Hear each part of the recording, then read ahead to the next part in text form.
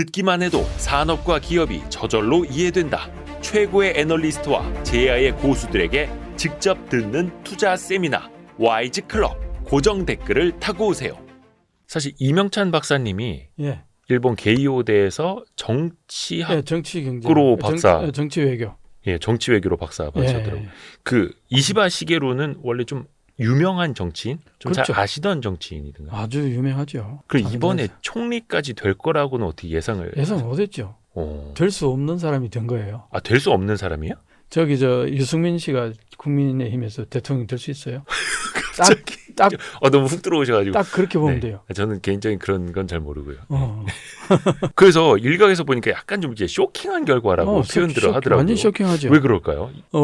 이제 왜 그러냐 하니까 네. 자민당에서 이제 아베가 오랫동안 총리를 했잖아요. 네. 그 아베를 가장 비판했던 사람이에요. 자민당 내에서 아베를 비판한 사람이 있었어요? 아, 그래서 유승민 의원을 소환하신 거네요. 네, 잠깐. 네. 아, 그 아베는 뭐 한마디로 자민당에서 무소불위에 7년 네. 8개월 동안 그죠. 아마 그 코로나만 없었으면은 영구 집권했을 거예요. 그 정도로 인기가 많았다고 해요, 아베가. 다 내 뒤로 줄 서 막 이 정도. 그러니까 아베는 이제 이 케어를 잘해주는 사람들. 잘 챙기는 잘 자기 챙기고 사람들. 자기 편. 우리나라에도 그런 사람 있잖아요. 자기 네. 편은 엄청 잘 챙기고 네네네. 그렇지 않은 사람은 적대시하면 막 철저하게 그냥 지리기는 거의 그런. 그래서 그 파벌이 정말로 단단한. 그렇죠. 아베 총리가 있을 때는 아베 파벌은 뭐 일단 제일 숫자가 많은 파벌이 있는 데다가 아베가 잘하니까 예. 뭐 계속 그냥 밀어줬잖아요. 그때마다 이제 여러 가지 문제가 발생하잖아요. 당연히 문제가 많이 발생하죠. 항상 비판했던 사람이 이시바 시게루. 그러니까 여당 내에서도 야당 역할을 완전히 했던. 야당제. 오. 한마디로 자기 파벌이 있었는데 예. 지난번 총리 이번에 그 기시다 총리가 되기 전에 3년 전이었잖아요. 예. 그때 총리 선출할 때도 이제 네 번째 자기도 입법을 했던 거죠. 총리 후보에. 네, 당시에도. 당시에도. 근데 영 미미해가지고 별로 결국은 표를 못 얻었던. 중간에 그냥 물러서면서 뭐 누굴 지지한다 이런 식으로 해서 그렇게 물러나 버리니까 예. 그 밑에 있던 파벌들이 한 사람씩 두 사람씩 다 떠나갔어요. 이 사람은 떠났을 끝났다 것도. 이제. 예, 힘이 없다. 아. 근데 이번에 어떻게 된 거예요, 그러면? 그러니까요. 그게 진짜 재밌는 얘기죠. 자, 이제 그 얘기를 해볼게요. 그러니까 일본 자민당에서 예. 이시바 시게루를 총리로 선출했다기보다는 예. 이 사람은 안 돼, 이 사람은 안 돼 하고 남은 사람이 이시바 시게루였어요. 안 되는 사람들을 쳐내다 보니까 남아 있는 게 이시바 시게루였다는 총리. 거죠. 근데 그게 이제 물론 이제 이건 있어요. 9명이 출마했잖아요. 네. 그 9명 출마한 중에서 지난번에도 뭐 꽤 방이 괜찮았던 고노다로 같은 경우에는 아예 8위로 떨어졌어요. 그 이제 이게 복잡하게 진행되다 보니까 그 아소다로라고 혹시 부총리, 네네. 자민당의 부총리, 아주 그냥 혐한으로 아주 그냥 똘똘 뭉친 노인네. 약간 극우. 극우도 그런 극우 없어요. 네. 하여튼 쏟아내면 망언이야. 이런 사람이 그동안 좌지우지했어요. 예. 아베하고 둘이 손잡고. 근데 아베가 이제 사망하고 난 다음에 혼자서 거의 좌지우지 하다가 이번에 이 사람하고 다 등 돌려버린 거야. 너무 이 사람한테 또 극단으로 가세요? 이번에 이 사람이 미는 사람한테 또 이제 가게 되면 이 사람이 완전히 자꾸 좌지우지 해버릴 것 같다. 해가지고 이 사람에 대한 엔티가 꽤 있었던 거예요. 약간 이제 견제가 생기면서 이시바 시게루가 약간 득세를 하게 된 거예요. 이시바 시게루가 어느 정도 이제 3위까지 올라가게 된 거예요. 9명 출연해가지고 3명까지 이시바 시게루가 들어갔다는 데 이게 굉장히 중요한 얘기예요. 근데 이시바 시게루는 왜 들어갔냐 하니까 이시바 시게루는 그 전부터도 계속 꾸준히 여론의 지지도는 항상 1등이었어요. 대중의 인기는 많았던. 그러니까 자민당에 대한 비판적인 시각을 갖고 있는 사람들은 이시바 시게루에 대해서 표를 주는 거죠. 여론에서는. 그리고 이제 또 이 사람이 지방창생 그 성이랄까 거기에서 장관을 했었어요. 그 전에. 그러니까 지방에 있는 당원들이 이시바 시게루를 상당히 지지하는 편이에요. 그 당원들한테는 지지를 많이 받는 편이고 좀 풀뿌리 민심은 좋았던 거네요. 그렇죠. 그런 거죠. 근데 국회의원들은 아주 싫어해요. 기득권에서는 뭐 그렇고 왜 싫어했냐니까 이 사람이 사람을 이렇게 케어하는 게 거의 의사도 없고 그런 생각도 없고 그런 노하우도 없는 것 같아. 약간 파벌을 만들어서 뭐 그런 걸 아주 싫어하는 조직 정치를 하려는 이런 거는 조금 약했던 사람이에요. 그러니까 한마디로 말해서 리더십이랄 약간 골목대장 같은 그런 어떤 그런 기질은 그런 기질이 아닌 거죠. 그럼 어떤 기질이냐? 맨날 책 읽어요. 그러니까 머리에 든 게 엄청나게 많은 거죠. 그런 사람이 볼 때에 자민당이 하는 국회의원들 하는 행태들을 보면은 맨날 저녁에 만나가 술이나 마시고 서로 뭐 팝을 그쵸. 뭐 니파블리니 레파블리니 그런 거나 하고 그런 것들에 대한 혐오를 하는 거예요.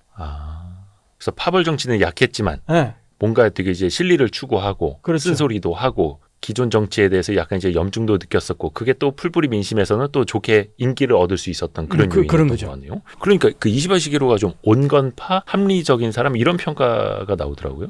이제 그렇긴 한데 그게 합리적이라는 얘기가 자민당은 워낙 비합리적이니까 아베 총리 그 라인이 그 라인이 너무나 비합리적이니까 거기에 대한 비판하는 이시바 시게루가 온건하게 보이고 합리적으로 보이는 거죠. 그래서 내가 전체적으로 얘기하는데 자민당은 유통기한이 거의 끝나가는 정당이었어요. 한마디로 말해서 골물 대로 골랐고 고인물이 부패할 대로 썩어가는. 부패하고 썩을 대로 썩었는 당이 자민당이 거기에 가장 우두머리가 아베였단 말이에요. 거기다 아소하고 둘이서.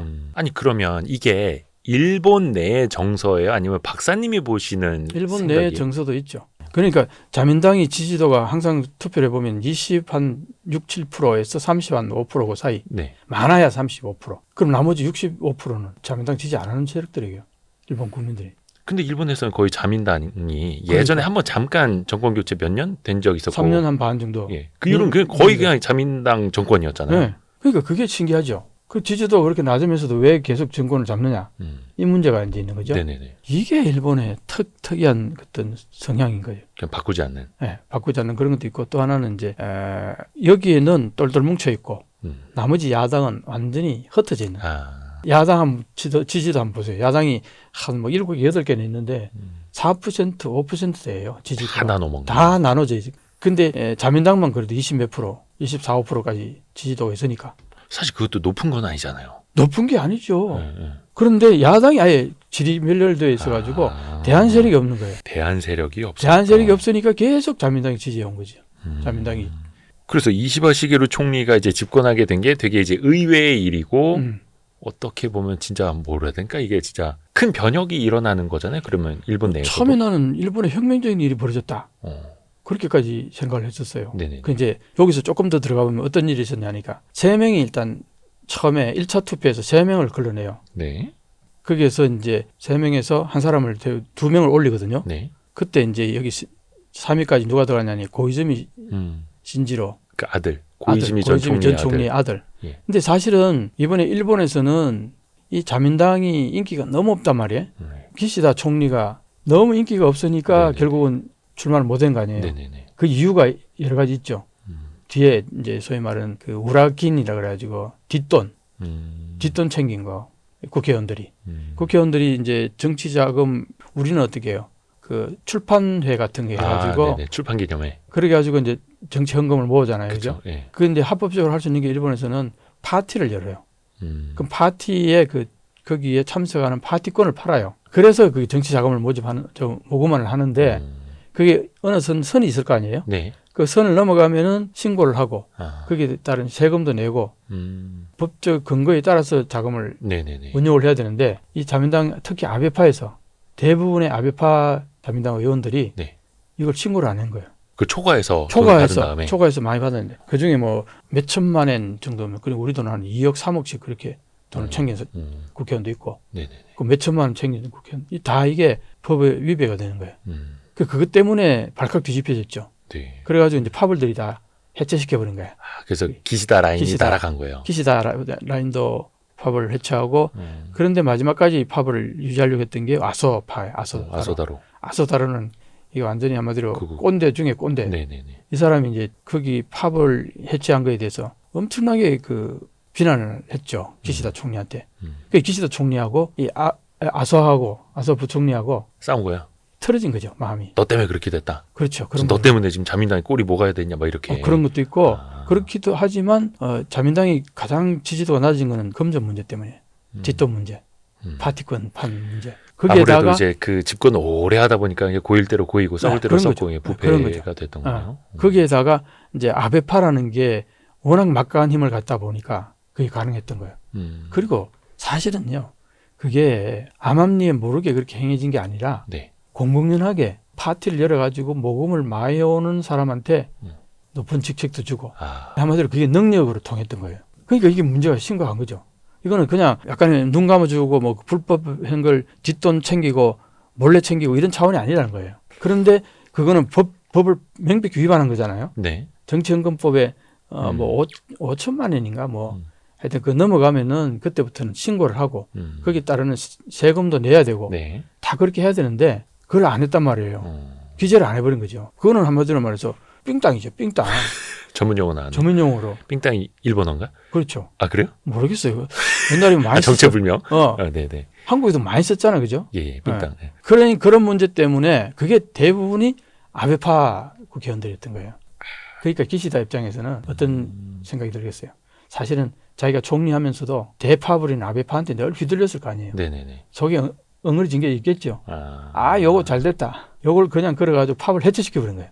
그러니까 다른 파벌들이 해체 안 할 수가 없는 거예요. 왜? 이 금전 문제 너무나 심각해가지고 비난이 너무 심하니까 여론에. 근데 결국은 기시다도 못 나왔고. 아니 그러니까 기시다도 자기 파벌을 해체하고 했는데 그렇게 해서 조금 이제 자기 인기를 끌어올려가지고 뭔가 좀 해보려고 했는데 예. 이게 도대체 안 올라오는 거예요. 자기 인기가 안 올라오는 거예요. 그런데 이게 어떻게 보면 그래서 일본 국민들이 심판을 한 건데 네. 그래서 기시다 라인은 날려버렸고 그쪽 파벌은 또 해체가 됐는데 결국은 자민당 안에서 결국 이제 자민당 집권이 이어진 거고 당연히 자민당의 이 뭐라죠 우두머리 네, 총재라고 하나 그 사람이 이제 총리가 되는 거잖아요. 지난번에 자민당 총재를 선출한 거죠. 네. 총재를 선출한 게 이제 그 3년 임기가 다 됐으니까 총재가 된 다음에 얼마 안 있다가 바로 해산을 주로 해요. 그 의회 해산. 의회 해산을 새 총리가 들어서면은 네. 새 내각이 출범하니까 그 새 내각에 대한 하나의 어떤 의미에서는 인정할 거냐 말 거냐 네. 뭐 그런 거죠. 그래서 이제 어쨌든 지난번 총재 선거를 했는데 이제 아까 그 팝을 해체한 거 이것 때문에 팝을 후보 난립을 막을 수가 없었어요. 이 후보가 난립되다 보니까 표가 분산될 거 아니에요. 네네네네. 그러니까 이 사람이 3등으로 올라갈 수 있었던 거예요. 왜냐하면 이 사람은 그래도 지방 당원들한테는 인기가 있으니까. 근데 이분이 이제 그래서 자민당의 총재가 되었으니까 당연히 내각제에선 그 사람이 총리가 되는 건데 이번에 그 중의원이죠. 네. 중의원을 조기 해산하고 총선을 치른다고 하는데 이거는 어떤 의미예요? 그 일본은 자꾸 뭐 의회를 조기 해산을 자주 하더라고요. 그 전에 예. 이 이시바 시게루가 총리가 된 걸 뒤에 조금 더 이어서 얘기를 해야 돼요. 네. 그러니까 이제 아까 얘기했잖아요. 자민당이 이시바 시게루를 총리로 적극적으로 뽑은 게 아니라 이 사람 안 돼, 이 사람 안 돼 하다 보니까 됐단 말이에요. 그럼 예. 그 누구냐? 고이즈미 신지로가 이제 40대 초중반 젊은 사람이잖아요. 인기가 되게 많아요. 이 사람은 앞으로 총리가 될 거다 일본 국민들이 대체로 다 인식을 하고 있었어. 지금은 아니더라도. 그렇죠. 언젠가는 될 거라는 거 다 알고 있었는데 근데 이번에 하려고 그랬던 거예요. 네네네. 이번에 하려고 적극적으로 이제 의욕을 보였고 그 다음에 이 큰 매스미디어에서 특히 신문들 단순히 조그마한 찌라시 같은 이런 차원이 아니라 메이저 언론에서 고이즈미 신지루를 총리가 된 듯이 이끌어 나갔어요. 그러니까 우리나라에서도 그 외신 인용한 보도들 보면 제일 유력하다고 막 나왔었거든요. 완전히 유력하고 이 사람은 이번에 총리 될 거다고 그냥 기정사실화하고 이 사람은 내각 명단까지 다 추측하고 막 발표하고 이랬었어요. 이미. 네. 그러니까 이제 이번에 고이즈미 신지루 되는 거로 다들 알고 있었죠.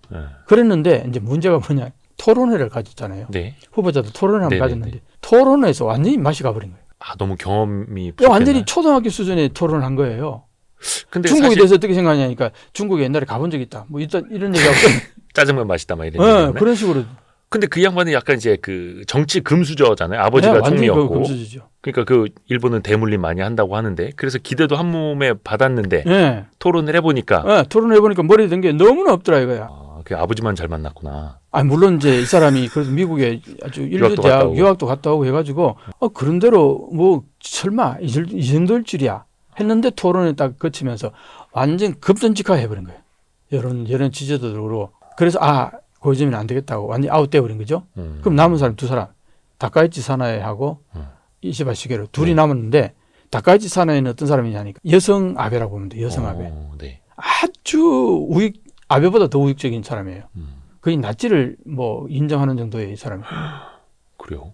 뭐 그런 취지 연설을 한 적도 있고 뭐 하여튼. 네네네. 아소 같은 경우도 자민당에서 헌법 개정하기 어려우니까 옛날에 나치당이 했는 방법을 배워가지고 나치가 했듯이 뒤에서 그냥 해버리자 뭐 이런 얘기까지 한 사람이에요. 그 사람 됐으면 저기 이탈리아 멜라니 총리랑 거의 뭐 쌍벽을 이룰 수 있었거든요. 그러니까 다카이치 사나에가 아베의 총애를 받았고 예. 아베가 지난번 총재선 갈 때 아베가 적극적으로 밀어준 사람이에요. 아. 그러다 보니까 이 사람이 그 아베의 유언을 그대로 이어받으면서 그런 연설을 하고 토론에서도 막 강경 발언하고 이러니까 우익들이 압도적인 지지를 준 거예요. 그렇겠네요. 그러니까 이제 이게 자민당 전체가 그렇잖아도 아베한테 휘둘렸고 아소한테 휘둘렸고 이것도 못마땅했는데 이번에 또 이러면 또 더 이제 아소한테 힘이 쏟아질 거 아니에요. 아소가 사실은 고노다로를 밀었었는데 그 전에 자기 파벌이거든요. 네네네. 그래서 고노를 안 밀고 이번에 다카이치 사나이를 민 거예요.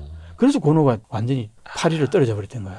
그러니까 누굴 밀어주냐에 따라서. 아소다로 이 사람이 이 꼰대가 예. 다카이치 사나이를 총리를 만들어가지고 또 지가 좌지우지하려고 그랬던 거예요. 뒤에서. 뒤에서 완전히. 그랬는데 그래서 이제 다카이치 사나이가 1위로 올라갔어요.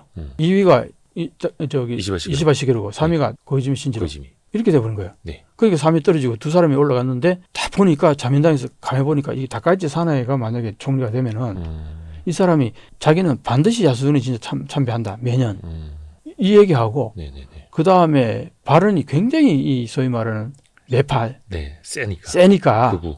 극우니까 이게 이제 자민당 내에서도 다 극우는 아니란 말이에요. 기시다 총리만 해도 사실은 과거에 비둘기파 소속이에요. 근데 이제 아베하고 이제 같이 뭘 하다 보니까 아베적인 정책들을 많이 이어받기도 하고 그랬는데 그런데 이제 여기에서 이제 무슨 문제가 있냐 하니까 다카이치 사나이가 총리가 될 경우에 두 가지 문제가 있는 거예요. 네. 하나는 야수군이 진짜 참배하는 것 때문에 한국과의 관계, 중국과의 관계 이거는 말할 것도 없고 박살날 거고 미국에서 이걸 인정 못하는 거예요. 미국에서 지난번에 아베가 그렇게 자기는 총리가 되면은 야수군 인자 매년 참배하겠다 했다가 한 번 딱 갔다가 바이든 그 당시 부통령이잖아요. 이렇게 대실망했다. 눈치 보니까 이렇게 반응이 안 좋아서. 반응이 안 좋은 게 아니라 가지 말라고 계속 얘기했는데 그냥 갔단 말이에요. 그래가지고 그때 바이든 대통령이 네. 대실망을 했다 이렇게 얘기했거든요. 그러고 나서는 아예 못 갔죠. 그때 우리나라가 막 뭐라 해서 그랬다기보다는 아니 미국에서 뭐라고 해서. 미국에서 그랬어요. 근데 이번에 다카이치 사나이가 만약에 그렇게 간다 그러면 미국하고 틀어질 가능성이 농후하거든요. 미국에서도 다카이치 사나이는 총리가 안 됐으면 좋겠다는 그런 메시지를 보냈다는 거예요. 그런데 이제 우경화되는 거에 대해서 미국도 좀 우려를 했던 거네요. 특히 민주당은 더 그렇죠. 공화당은 좀 다른데. 좀 다를 수 있고. 민주당은 그게 아주 민감하게 반응하죠.